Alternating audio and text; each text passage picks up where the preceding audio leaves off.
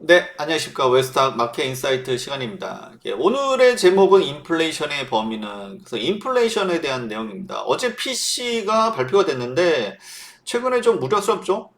뭔가 물가가 잡히면, 그럼 연준에서도 이제 금리를 완화시키고, 그럼 우리가 이제 이제 어차피 우리가 이제 그 주식 투자 때문에 다 같이 이렇게 보시는 거잖아. 그죠? 그러면은 좀 더 이게 좀 투자 난이도가 훨씬 더 수월해질 텐데, 최근에 보면 작년까지는 그렇게 그 물가가 잘 잡혔었잖아. 그죠? 근데 왜 최근에는 이렇게 물가가 잡히지 못하는 걸까? CPI도 그렇다 치지만 PC도 그 어떤 예, 좀 둔화되고 있죠? 예, 좀 내려오다가 잘 내려오다가 작년에 잘 내려오다가 최근에 좀 둔화되고 있습니다. 그 이유에 대해서 좀 말씀을 드리고요. 그래서 인플레이션의 주범. 그래서 뭐 제가 환율에 대해서도 지난번에 말씀드렸었는데, 지난번에도 이제 똑같은 세 분의 인물이 있죠, 표지인물. 근데 여기서 아주 뭐 대놓고 제가 그냥 옐런 미 재무부 장관을 이렇게 표지 가장 크게 했습니다. 뭐 파월 의장은 사실 최근에 좀 멀쑥하죠, 그죠? 올해 금리 세 번 내린다라고 했다가 지금 좀 어려워졌습니다. 그래서 약간 좀 머쓱한 그런 상황이 됐고요. 그리고 이제 예전에 옐런 재무부 장관의 어떤 그 기사 표지의 인물 같은 경우는 좀 작고 귀엽고 저 미국 아주 온화한 미국 할머니의 느낌이었는데 최근의 기사는 제가 이제 그 지난번에 환율 얘기하면서 이렇게 옐런 얘기를 좀 했더니만 그 다음부터는 이제 뉴스 기사의 옐런의 모습은 굉장히 좀 독합니다. 예.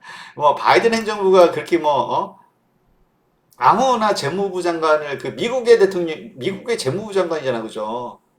옛날에는 파월이 훨씬 더 크게 보였는데 지금은 옐런이 지난번에 제가 그랬어요. 옐런이 이분이 사실은 제일 무섭다라고 말씀드렸고 사실 오늘도 사실은 그런 얘기입니다. 그래서 지난번보다 환율 때보다는 오늘 좀 더 업그레이드 되고요. 좀 더 와닿지 않을까 좀 싶습니다. 좀 더 업그레이드된 이야기다라고 보시면 됩니다.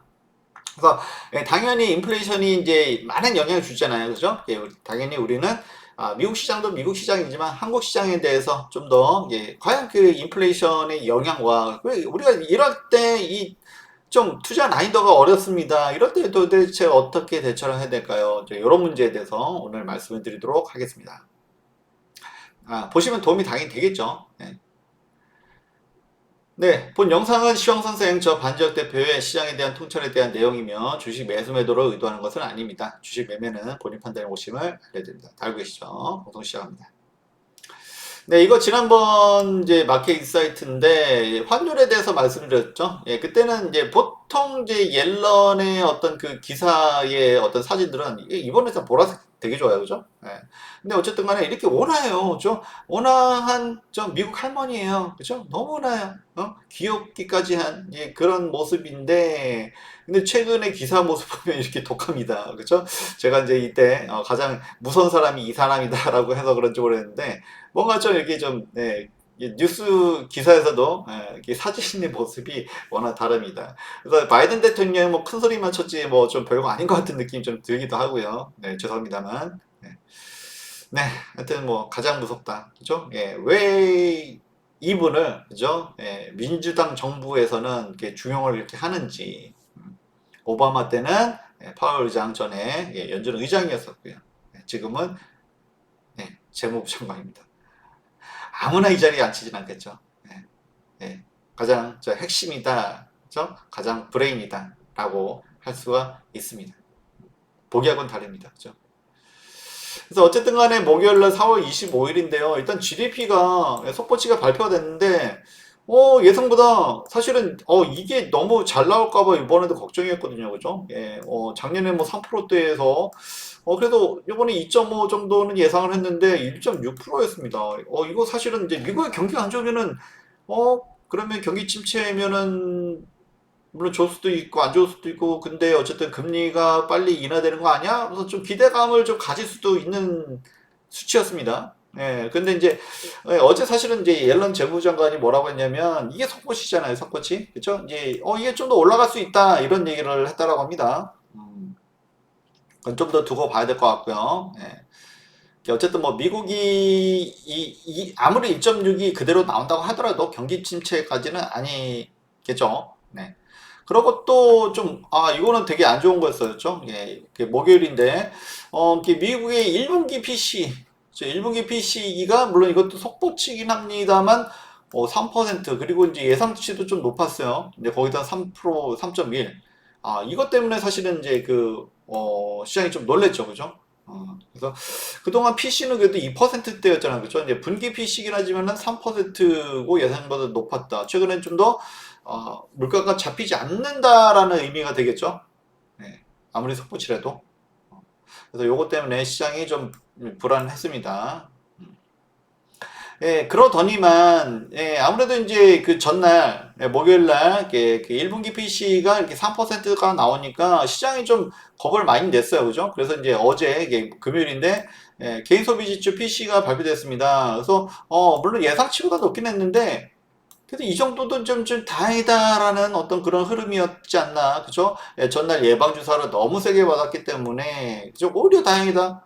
근데 이게 솔직히 좀 다행입니까? 지금 거꾸로 가고 있잖아요, 지금. 그죠? 2.4까지 내려왔다가 2.4, 2.5, 2.7 다시 올라가고 있습니다. 이게 좋다라고 얘기하기도 좀 그렇죠, 그죠? 예, 목요일 날 워낙 이제 좀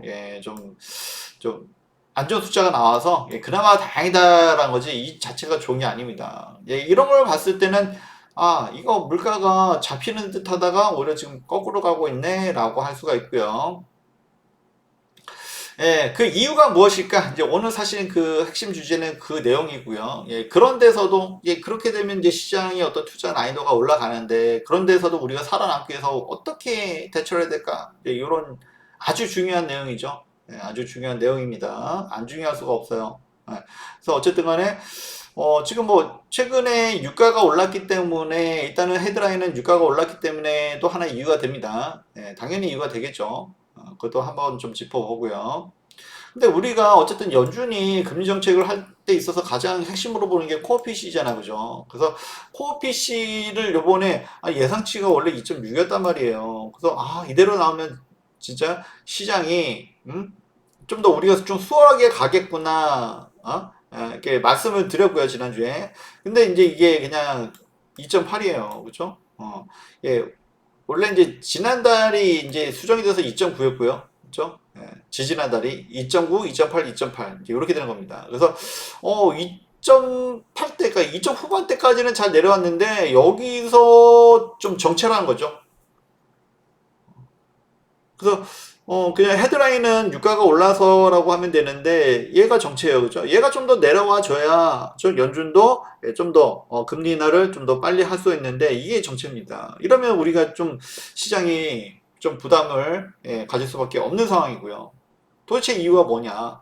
어, 일단은 당연히 유가 먼저 말씀드렸고요. 유가가 헤드라인에만 영향을 끼치는 건 아니죠. 당장 헤드라인에 영향을 끼치지만 이게 길어지면 결국에는 뭡니까? 코어에도 영향을 줍니다.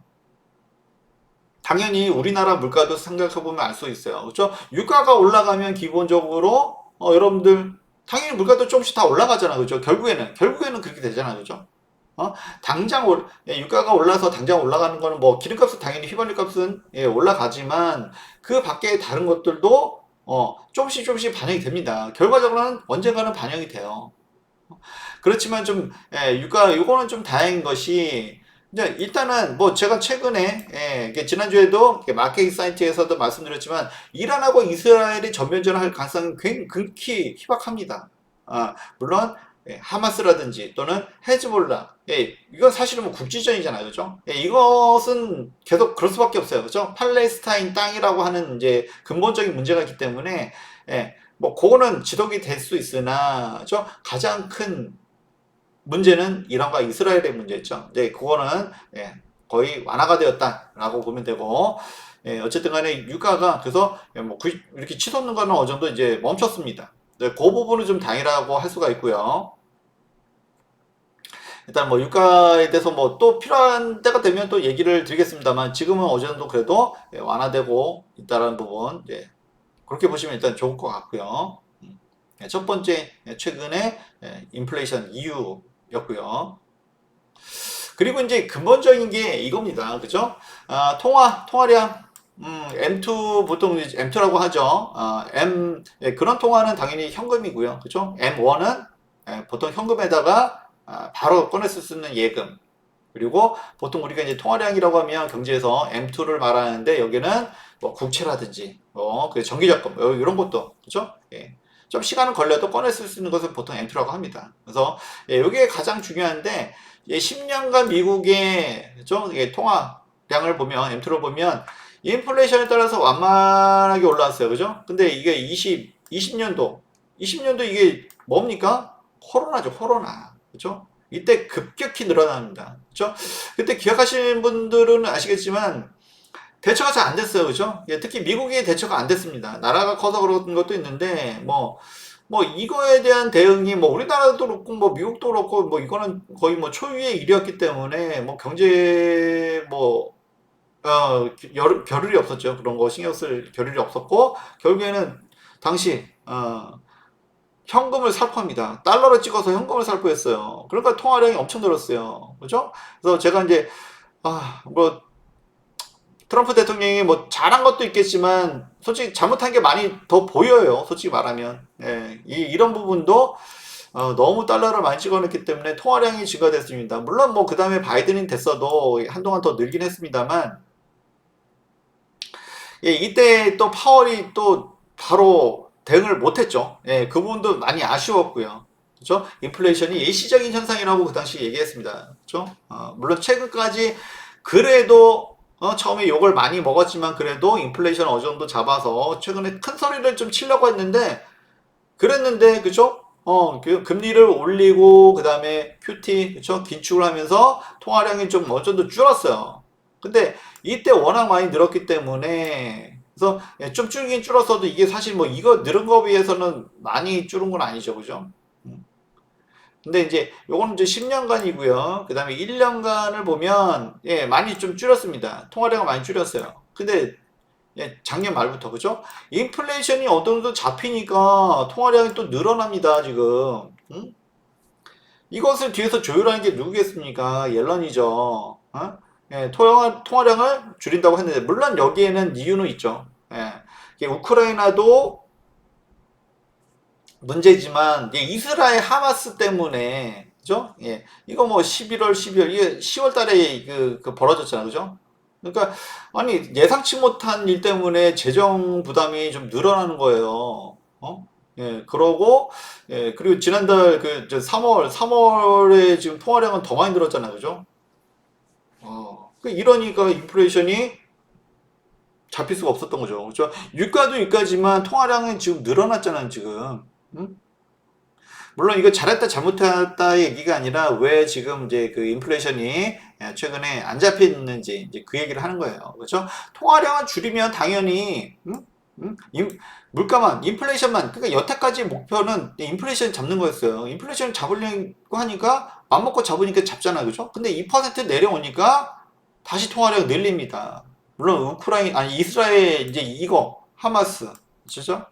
이것도 뭐 문제긴 합니다만 결국엔 이제 통화량이 늘었기 때문에 인플레이션이 최근에 좀 거꾸로 가고 있는 거죠. 안 잡히고 있는 거죠. 이게 이제 근본적인 이유라고 얘기할 수 있습니다. 그래서 요거 하나 좀 짚어드리고요. 그래서 이제 행정부에서 통화량을 늘리는 거 최근에 뭡니까? 그죠? 국채를 자꾸 발행하잖아요, 국채.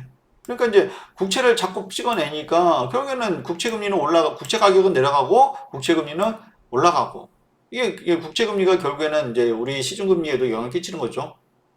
그래서 이게 당연히 부담이 될 수밖에 없는 거고요. 그리고 강달러가 유지되는 이유가 되기도 하고요. 사실은 뭐 이스라엘 하마스 이거를 그 세세한 거 진짜 그 안에 내막까지는 우리가 다 알 수는 없어요, 그죠? 그렇지만 뭐 의도치 않은 부분도 없지 않아 있다라고는 말씀을 드릴 수는 있습니다만 어쨌든 이런 것들은 뭐 좋다라고 얘기할 수는 없습니다.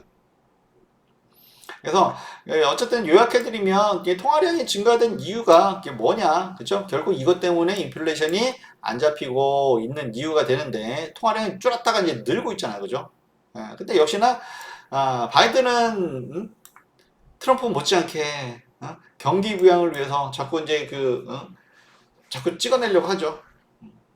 그래서 뭐 IRA도 그렇고, 예, 뭐 인플레이션 감축 법안이라고 하지만 결국엔 돈 푸는 거예요, 그죠? 뭐 이런저런 어떻게 뭐 논리를 만들긴 하지만 결국에는 돈 푸는 겁니다, 그죠? 예, 그래서 전기차로 인해서 사실은 뭐 근데 뭐 증시에서는 그래도 이제 대응만 잘하면 또 이게 또 주가 부양이 또 되기도 합니다, 그죠? 전기차 통해서 우리는 뭐 2차 전지 작년 같은 경우, 그죠? 예, 지금 많이 좀 내려와 있습니다만, 그리고 태양광 풍력, 예, 한때 많이 좋아졌잖아요, 그죠? 네, 이건 뭐 다 작년, 재작년 얘기를 합니다만, 그다음에 이런 친환경 정책, 그리고 최근에는 뭡니까? 예, 노후 전력망을 교체해요. 사실 뭐 미국이란 나라가 모든 게 최첨단은 아니죠. 그죠? 나라가 크다 보니까 이 전력망도 어마어마합니다. 그래서 예, 이것 때문에 최근에 수혜 보는 게 현대 일렉트로닉 뭐 그런 거 있죠. 네, 그래서 지금까지도 아직도 굉장히 많이 올라가고 있습니다. 전력망 교체.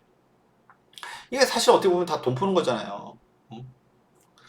예, 그리고 이제 미국 내 이제 그 공급망, 그쵸? 코로나 때 보면 그때 이제 안 좋았던 게 결국에는 공급망이어서 공급망.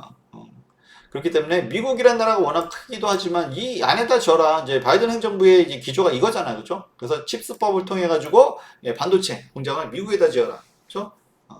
물론 뭐 2차 전지도 뭐 미국에 지어라. 그러니까 다 웬만해서 이제 안에 들어와서 해라. 뭐 이런 거잖아요. 그죠? 예, 그래서 이제 보조금도 뿌리고 결국 이게 다 뭡니까? 통화량이 증가되는 이유죠.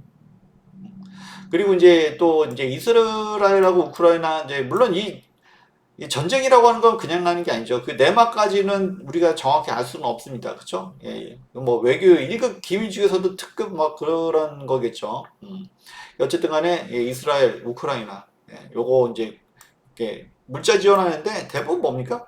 군수 물자를 돈으로 주지 않죠. 이제 군수 물자를 지원해 줍니다. 이제 그러면은 당연히 방위산업체 여기다가 주겠죠. 그러면 이제 자기 이제 미국 내에 방위산업체의 어떤 수혜가 되고요. 그러니까 이 안에서 또 돈이 또 풀리는 겁니다. 그죠? 그러면 또 미국은 뭐가 좋냐? 기존에 쓰던 거 팔아버리고 그냥 주겠습니까? 다 어차피 파는 거죠, 결국에는. 그 다음에 미국은 노후 군사 장비를 이제 교체합니다. 그래서 이 전력망도 교체, 그 다음에 군사 장비도 교체. 일거양득이죠, 사실은. 그래서 바이든이 노리는 게 이런 부분이다. 그리고 그리고 알고 보면은 이제 여기 사실은 이제 군수물자 지원하는 데는 대만도 포함됩니다. 결국에는 뭡니까? 중국을 견제하는 거죠. 중국을 견제하는 겁니다. 최근에 뭐 틱톡 그것도 그렇고 하여튼 뭐 이래저래 지금 뭐 바이든 행정부는 자꾸 뭔가 이렇게 예산을 자꾸 쓰려고 해요. 그것 때문에 이제 공화당하고 이제 마찰도 있었는데 결국에는 근데 이제 그 최근에가 마크 존스 하원 의장이죠. 그래서 원래 이제 친트럼프였는데 결국에는 동의해줬죠. 그래서 예산안이 좀 통과해버리고 이제 그런 일도 있습니다. 그래서 어쨌든 간에 이거는 이제 미국 행정부, 그냥 바이든 행정부가 이렇게 하는, 그니까 여기서 사실은 여기서 돈이 풀리는 거죠. 여기서 돈이 풀리는 거고, 그리고 이제 그 민간 차원에서는, 그죠? 너도 나도 지금, 그죠? 너도 나도 경쟁적으로 인공지능에 투자를 하고 있습니다. 그래서, 메타는 사실은 이제 좀, 아무튼 이제 그 인공지능의 3등 내지 4등? 이러다 보니까 바로 이게 매출과 뭔가 실적에 보이지 않아요. 그러다 보니까 급락을 했었고, 근데 반대로 그 마이크로소프트랑 그 다음에 알파벳, 구글은 이게 클라우드, 인공지능 이게 실적이 좀 보여요, 그죠? 그러면서 또 급등을 했죠. 요거는 뭐 나중에 또 다시 한번 얘기를 해야 될 것 같고, 어쨌든 간에 이제 민간 차원에서는 또 이렇게 빅테크들이 경쟁적으로 투자를 하고 있습니다. 그래서 이런 부분도 민간 차원에서 어떤 투자. 그리고 이것도 뭐 이렇게 뭐 칩스법, 미국 내 공방을 막 구축하기 위해서 막 공장을 짓죠, 그죠? 노후 전력망을 교체합니다. 옛날에 그죠? 미국을 개발할 때 미국 그죠? 철도를 쌓았죠. 철도를 놨을 때 미국 중국 사람들을 받아들여서 이렇게 했었잖아요, 그죠? 그래서 뭐 차이나타운도 만들어지긴 했는데 뭐 그런 것처럼 현대 그런 거예요, 그죠? 인력이 필요하니까 사실은 뭐 미국이란 나라가 또 뭐 오래되다 보니까 그죠? 역사가 아주 오래된 건 아니지만 최근에 전력망이라든지 또는 뭐 군수장비라든지 또 뭐 미국의 정치인들도 그렇고 다 많이 노후화됐잖아, 그죠? 이게 막 자꾸 교체하려고 합니다. 그러다 보니까 젊은 이민 정책을 하는 거죠. 그래서 노동력을 흡수하기 위해서. 그러니까 다 이게 미국에서 뭔가를 하려고 하니까 계속 통화량이 증가할 수밖에 없고, 그래서 일자리도 늘어나고, 소비도 활발하고, 그러니까 경제 성장도 하면서, 그래서 이제 뭐 이민 정책을 하다 보니까 이제 아무튼 이제 저렴한 일자리겠죠. 아무튼 이제 언어도 이제 덜 통하고 하니까 이렇게 바로 뭐 이렇게 고소득은 아닐 거예요. 그래서 이런 걸로 해서 작년 같은 경우는 요걸로 해가지고 좀 물가도 좀 낮추고 이제 이랬는데 이제 지금은 이제 기저효과죠, 기저효과. 그래서 그래서 이제 올해는 이제 이게 그만큼 이제 물가를 낮추는데 크게 역할을 하지 못하는 좀 상황이 좀 됐고, 그러다 보니까 이래저래 통화량도 늘고 하면서 인플레이션이 최근에는 이제 덜 잡히는 모습이기도 합니다. 결국에는 그거예요. 그쵸? 물가가 PC가 2%대로 잡히니까, 미국 재무부 옐런이죠. 그러니까 통화량을 줄였다가 이제 늘려요. 왜? 그동안 이제 바이든 행정부가 이제 뭐, 일단 올해 뭐 대선도 있고, 뭔가 경제 정책을 뭔가 하면서 표도 얻어야 되고, 그러니까 최근에 통화량이 늘었다라는 부분이 좀 인플레이션 차원에서 좀 아쉬운 부분이죠. 좀 우리 입장에서는 좀 많이 아쉽죠. 솔직히 말하면. 그죠? 인플레이션이 잡혀야, 그래야, 아무래도 이제 금리도 좀 더 빨리 완화가 되는데, 물론 뭐 중국이라든지 이런 신흥국을 견제하려는 이제 그런, 목적도 있습니다만, 이제 미국 국내에 그런 상황도 있다라는 부분이죠.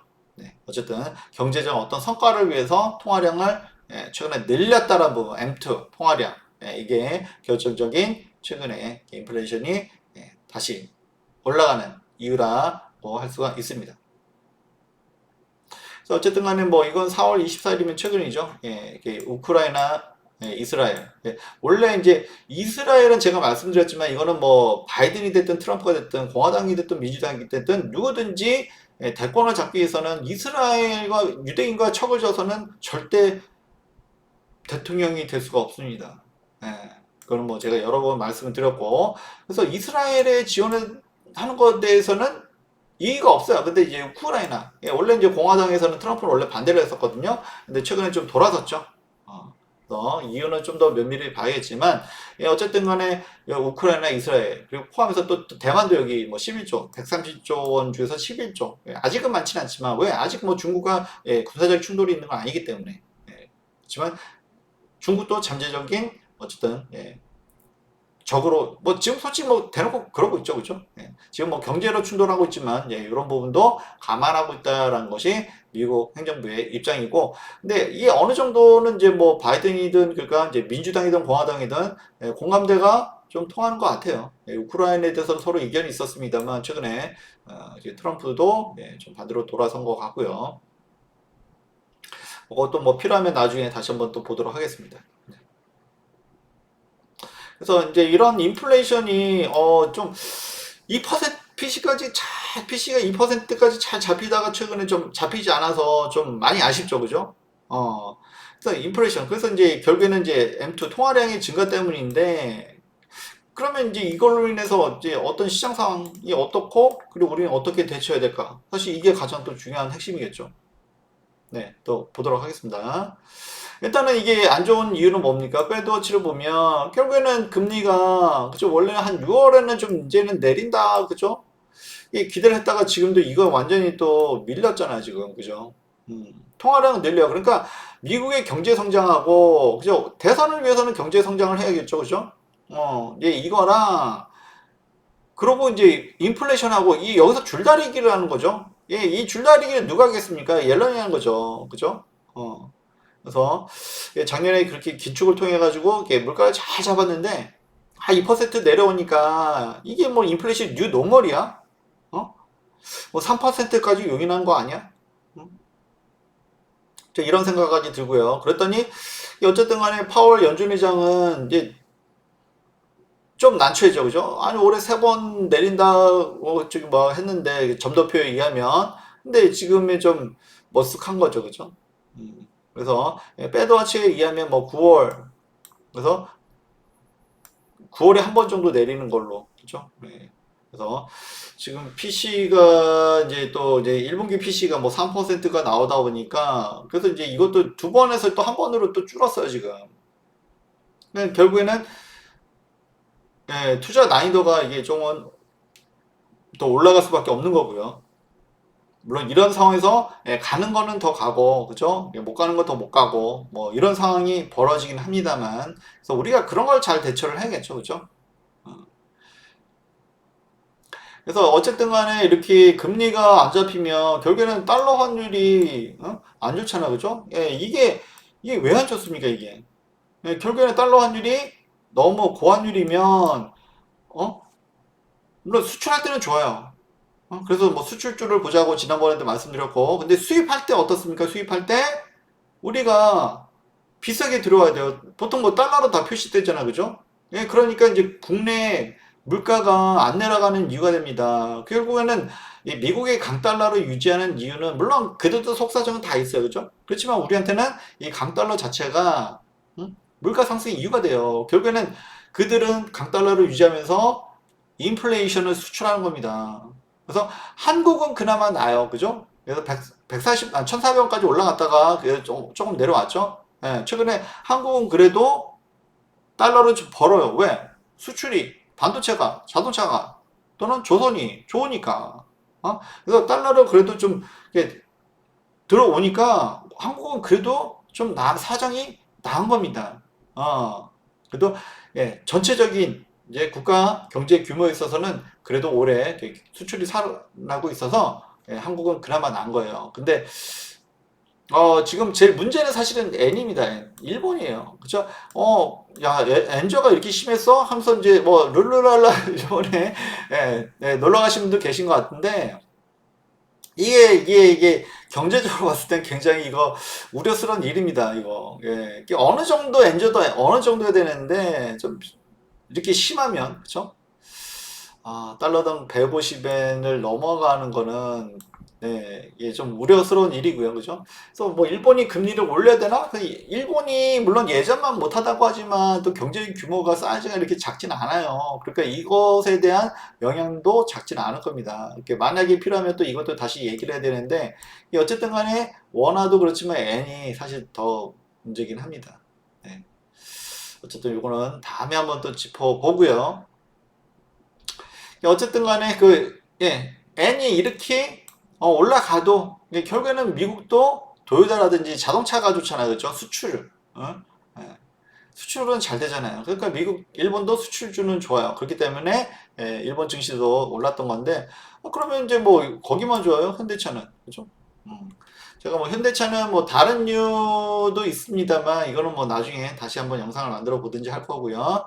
어쨌든 수출주들이 뭐 밸류업도 있지만 수출에는 뭐 강달러가 도움이 되죠. 뭐 사실 이 부분은 지난번에도 말씀을 드렸던 부분이에요. 그래서 좀 조정을 많이 받으면 좋을 텐데 근데 생각만큼 많이 안 내려왔어, 그죠? 그래서 밸류 기대감도 다시 한번 올라가고 있고 뭐 그런 상황이다라고 보시면 좋고 어차피 현대차는 장기로 보기에도 좋다라고 계속 몇 년 동안 계속 말씀을 드리고 있습니다. 네. 아시는 분은 알고 계시죠? 그 다음에 SK하이닉스 그죠? 삼성전자는 좀 애매한 게 삼성전자는 다 좋아해 주잖아요, 그죠? 시장이 진짜 대세 상승이면 삼성전자로 그냥 물밀듯이 그냥 외인들이 매수 들어가면서 좋은데 근데 금리 인하가 빨리 안 이루어지니까 그러니까 삼성전자가 지금 요즘 애매한 거예요. 예, 그것보다는 물론 SK하이닉스 반도체도 결국 이제 수출이잖아, 그죠? 예, 결국 수출 종목이기도 하고 뭐 미국은 거의 뭐 저 인공지능이 울고 웃고 뭐 난장판이잖아, 그죠? 거의 뭐 올인하다시피 하고 그냥 민간 투자는 그죠? 인공지능에 예, 뭐 거의 뭐 올인하고 있다 보니까 SK하이닉스, 엔비디아를 통한 그죠? HBM 다 뭐 달러 결제잖아요, 그죠? 예, 그리고 이제 메타 같은 경우는 당장 이렇게 실적이 안 나오는데도 하겠다고 하잖아요. 뭐 이런 걸로 봤을 때는 뭐 어쨌든 인공지능 관련된 종목들 특히 이제 실질적으로 뭔가 매출하고 이어질 수 있는 이제 이런 것들은 좀 계속 봐야겠죠. 이거 뭐 산업 자체가 이제 금리를 뚫고 올라가기 때문에 그렇다라고 할 수가 있고요.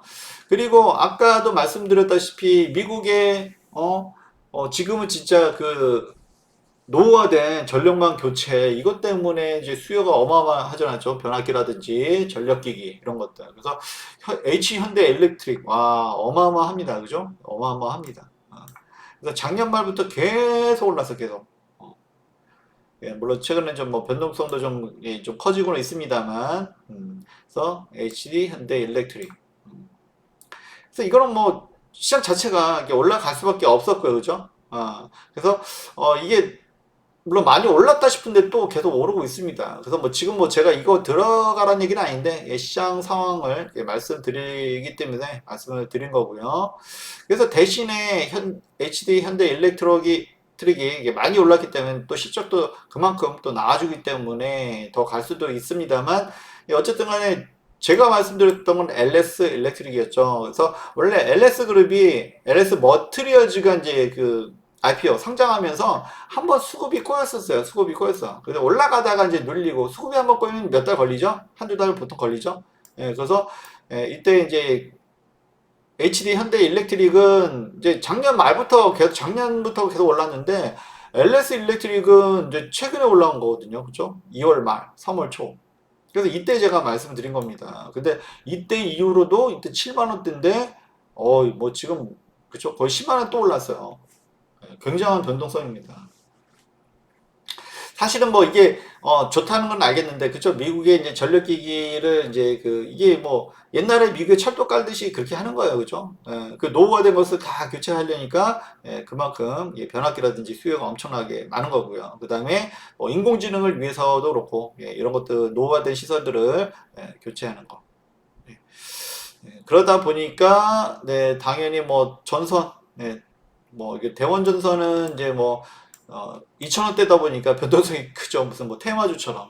테마주처럼. 그리고 이제 최근에 구리 가격도 원자재 가격이 전반적으로 이제는 조금은 이제 좀 이제 그 지정학적 리스크가 완화되다 보니까 원자재 가격은 이제 좀 조정을 받는데 근데 이제 구리는 지속적으로 또 상승하고 있죠. 그러다 보니까 구리 가격은 당연히 전선 가격에도 직접적인 영향을 주고요. 그래서 변동성이 있습니다. 이런 종목들은.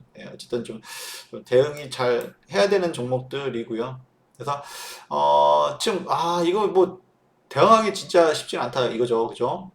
근데 이제 지난번에 두산 에너빌리티도 말씀드렸어요. 그래서 이때 올랐던 이유가 뭐죠? 올랐던 이유는 아무래도 이제 인공지능 데이터 센터가 전기를 엄청 많이 잡아먹죠. 그렇죠? 메타가 이제 주가가 폭락했던 이유는 이제 실적이 안 나오는데 데이터 센터를 구축하는데, 그렇죠? 뭐 엔비디아의 인공지능 반도체라든지 뭐 구축하는데도 비용이 많이 들고 또 유지하는 것도 돈이 많이 들잖아요. 그 유지 비용 뭐겠습니까? 전기료죠. 그렇죠? 그래서 이제 그 데이터 센터에 이게 전기를 많이 소모되는데 당연히 뭐 변압기라든지 뭐 이런 전력기기도 필요하지만 결국엔 전기값이잖아요. 전기값. 그렇죠? 그러기 위해서는 역시 SMR. 그래서 이제 데이터 센터랑 SMR 궁합이 너무 잘 받는다. 저만 그런 얘기 하는 거 아니라고 말씀드렸죠. 최근에 뭐 그런 얘기 하는 사람들도 좀 늘어나고 있고요. 그래서 SMR. 근데 이렇게 해서 이제 좀 이렇게 관련주로 해서 좀 올라갔습니다. 그리고 이제 두산 에너빌리티는 점점 재무 구조도 좀 좋아지고 있고요. 실적도 요즘은 안정적이고요. 그래서 잘 올라오다가 아무래도 이제 정책적인 면이 있다 보니까 총선이 영향이 좀 끼쳤죠. 아무래도 이제 진보 쪽에서는 이제 아무래도 이제 그 친환경이고 탈원전 기류가 아직도 있어요. 아직도 있긴 있는데 옛날처럼 막 막무가내로 그러지는 않고요, 그죠? 거기도 이제 아주 꽉 막힌 사람도 있겠지만 그런 부분보다는 그래도 아무래도 게임 분들이 더 많겠죠. 그렇기 때문에 예전처럼 뭐 막무가내 그러진 않고 근데 아직도 좀 그런 탈원적인 기류가 조금은 있어요 아직도. 그러다 보니까 어떤 총선 때문에 어떤 정책의 우려감 때문에 좀 이렇게 좀 조정을 받았습니다. 그러면 뭐 우리는 뭐다 기회라고 했죠, 그죠? 그래서 이제 최근에 다시 올라가고 있고 어차피 SMR은 갈 수밖에 없잖아요, 그죠? 다른 뭐 대체할 만한 게 좀 마땅치가 않습니다. 그리고 이제 또 루마니아, 그래서 뭐 체코 원전 수주 얘기도 있었는데 이렇게 루마니아, 좀 폴란드, 이제 우리가 동유럽이랑 참 가까워요. 이쪽에 또뭐 서로 이제 필요하니까 하는 건데 어쨌든 루마니아가 SMR을 좀 지으려고 한다고 합니다. 그죠? 그러면 이제 뭔가 이게 하나둘씩 이렇게 계속 뭐 컨퍼런스가 이렇게 쌓이겠죠, 뭔가 하나둘씩 만들어가면 이게 언젠가는 진짜 이 어떤 전력의 어떤 대세로 자리 잡을 수도 있고요, 그죠? 네, 그건 물론 이제 추후 상황을 좀 더 봐야겠지만 만약 그렇기 때문에 뭐 사실 은 주가가 여기 있겠나요? 네. 어쨌든 이제 그런 뭐 성장성, 저 가능성도 본다고 하고 다시 이제 바닥 잡고 올라오는 부분을 본다고 하면 좀 괜찮겠죠, 그렇죠? 그리고 이제 최근에 어쨌든 실적이 잘 안정적으로 잘 나와주고 있는 부분도 굉장히 좀 긍정적이고요. 그래서 이제 올라가는 말에 올라타는 것도 좋지만 이제 이렇게 이제 미래를 보고서 좀 더 길게 보는 것도 나쁘진 않다. 이렇게 말씀을 드릴 수가 있습니다. 네. 그래서 이제 어쨌든 뭐 긴 얘기인데 이렇게 요약해서 말씀드리면 그냥 미국도 그거예요. 인플레이션하고 이제 경제 성장 사실 두 가지 목표거든요. 음? 연준에서는 뭐라고 했냐면 물가, 인플레이션하고 그다음에 실업률이죠. 그 실업률은 사실 경제 성장하고 관련되는 겁니다. 근데 이제 이게 행정부에서 그죠? 옐런이 맡고 있는 이제 어떤 거기서 보면 물가랑 결국에 경제 성장 그 둘 중에 뭘 선택하냐 그죠? 경제 성장을 위해서는 돈을 풀어야 돼요. 통화량을 늘려야 돼요. 그죠? 근데 인플레이션 하려면 M2를 통화량 줄여야 돼요. 그냥 옐런이 한 거는 꼭 그 사람이 나쁘다라는 건 아니고 어쨌든 간에 인플레이션 문제가 심각했잖아. 그죠? 그렇기 때문에 이제 긴축을 했고, 그래서 통화량을 줄였습니다. 근데 2% 정도 PC가 내려오니까, 2%대 내려오니까, 그리고 올해 뭐 대선이 있는 것도 있고, 그리고 예상치 못한 뭐 이스라엘 뭐 이런 것도 있었고요. 그러다 보니까 최근에 M2 통화량을 늘렸어요. 이제 그러다 보니까 인플레이션이 다소 조금은 좀 희생이 됐습니다. 그렇지만 옐런이 또 뭐라고 했냐면 인플레이션도 이제 자기가 볼 때는 또 잡힐 거다. 그러니까 사실 이분이 제가 뭐 욕하려고 하는 게 아니에요. 참 대단한 분입니다. 그죠? 물가도 잡으면서 경제 성장도 잡고 진짜 머리 터집니다. 솔직히 뭐 우크라이나에다가 이스라엘에다가 막 그죠? 중국도 견제해야 되고 이런 상황에서 인플레이션도 잡고 경제 성장도 하고 대선도 와 이거는 진짜 괜히 옐런을 내무부 장관에 올리지 않았겠죠, 그죠? 처음에는 옐런을 욕하는 것 같다가 나중에는 거의 뭐 칭송을 하게 되는데, 그렇습니다. 그죠? 아무나 그 자리에 있는 건 아닙니다. 그죠? 어쨌든 간에, 미국도 복잡하다 이거죠. 인플레이션은 잡을 것이냐, 물가를 잡을 것이냐, 경제 성장을 잡을 것이냐. 사실 뭐, 미국 입장에서도 난이도가 적진 않죠, 그죠? 그래서 소련도 견제를 해야 되고 그다음에 중국도 견제해야 되고 또 이란도 견제해야 되고 이런 상황에서 진짜 이 두 마리 토끼를 다 잡는다는 거 사실 결코 쉬운 건 아니죠, 그렇죠? 물론 파월도 뭐 그 가운데서 역할을 하지만 결국에는 그 조율하는 것은 결국 옐런이다. 라고 말씀을 드릴 수가 있습니다. 그리고 이제 그쵸. 이거 뭐, 미국이란 나라가 어떤 나라입니까? 미국이란 나라가 절대 패권을 주질 않죠, 그죠? 그게 결국 뭐 중국, 죠 옛날에는 미소 냉전에서, 그 다음에 일본을, 그 다음에는 이제, 현재는 이제 중국이죠.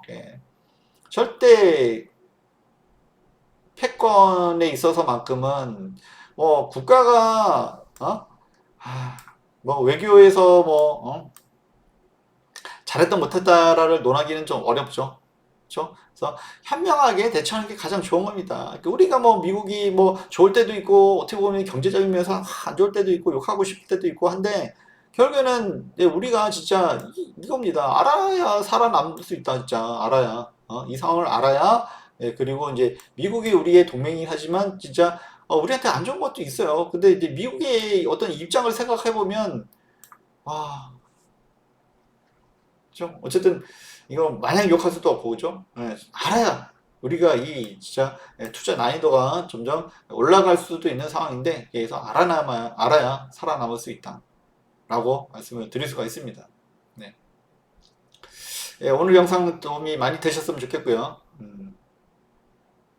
그래서 시황 전문 채널 웨스트 마켓 인사이트고요. 그래서 도움이 되셨다면 좋아요도 눌러주시고요. 좋아요도 좀 눌러주시고 구독 알람 설정 해드리면 감사하겠습니다. 네, 감사합니다.